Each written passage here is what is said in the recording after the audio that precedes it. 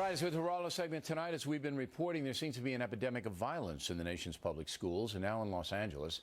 The school board has voted 5-2 to stop suspending students if they display defiant behavior in the classroom. That, of course, is insane. Some believe the school board voted that way because many of the suspensions in L.A. are of minority students. We're now to discuss the matter. Fox News anchor Geraldo Vera. So now in Los Angeles, if the student goes "F you" or even worse, the most vile language in front of the whole class, he's not or she is not suspended from school, and the punishment is very, very light. And you say? Well, they're not ejected from the building, but right. They can be put into kind of a rubber room. The theory is if you send these kids out on the street during the school day, what are they going to do? They're going to go back to the gang. They're going to go back to the situation. There's no dads in the home anyway. And you're going to have an exacerbated situation where once you suspend them for that willful defiance, as obnoxious as it is, once you expel them from the safe confines of the building itself, then they're out there, So it's better to keep them polluting the building, all right, walking around in the cafeteria, in the common areas, doing what they do, disrespecting the system. It's better to do that and infect all the other students and have the teachers terrorized and in fear of them than suspending them for a few days. Is that what you're telling me? My sister was superintendent of the Catholic schools on Long Island and a longtime principal, and I just interviewed her because I told her O'Reilly's going to, give me a hard time. He's going to bust my chops over this. That's right. And I asked her, what should I say? What is the proper procedure? We were public school students. Irina and I were public school students. What do you do? And she said, as long as the student's not a threat to himself or the other students or to the teacher, then there has to be some kind of mid-level punishment that stops shy of getting them out of the building. What happens when you send a 14, 15-year-old kid with an attitude out of school and it's noontime, Bill? You got to figure what's going to happen. The kid's going to become a bank robber. He's going to become a gangbanger. Here's how a suspension is usually delivered. You were a teacher, weren't you a teacher? Right. And when a kid got suspended from my school, and it was a tough school, it was a Catholic school, but it was tough. All right, the parents were called in. They physically had to come in.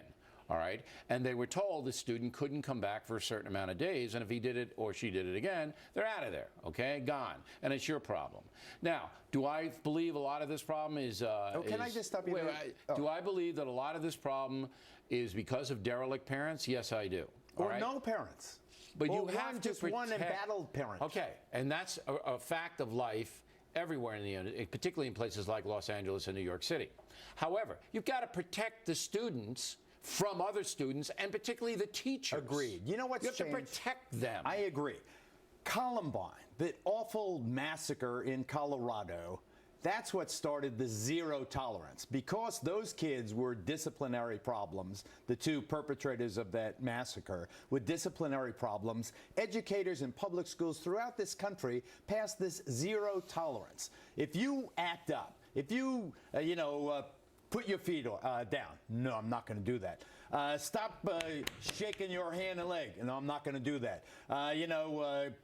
Turn off your iPod. I'm not going to do that. Used to be you're out and you're back on the streets, and then they started finding who exactly were these willfully defiant kids. It was exactly these children from these busted families. And you'll remember in black families, only 1 out of 4 has 2 parents. Only 1 out of 4. Look, in Latino families, it's 2 out of 4. I understand that. The schools can't be separate from the community. Geraldo, even Jerry Brown vetoed this. Even Jerry Brown, the governor of California, said you can't not suspend students who are calling a teacher an MFer. You got to get them out of there to send a message to the other students. Governor Brown's reason was he thought that disciplinary matters should stay in the local school jurisdiction. In other words, what's good for L.A. may not be good for San Francisco, may not be good for the Valley or the Riverside. No, but it was a philosophical thing. He's Jesuit educated.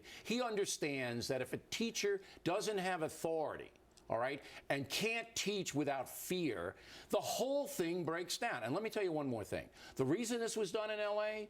is because of what I said in the lead, that most of these kids are minorities. They are. All right? They are basically saying 340,000 suspensions out of 700 suspensions. Here's what the school board is saying. We surrender All right? We're going to let these kids do what they want on our campuses because we surrender. And you can't do it. You can't divorce the school from society, and you have to look at the situation. School is different. If you send that kid out of that school, I guarantee you, I've done so many stories with the gangs in L.A. Yes, but if he stays all the social problems and the drug dealers. I'm not going to argue that. But why not put them in a rubber room? Why not put them in the gymnasium? You can put them in an Why not put them with the PE teacher? You can put or them the public safety You person. can put them in a so-called opportunity school, which is what they do in Dade County, Florida.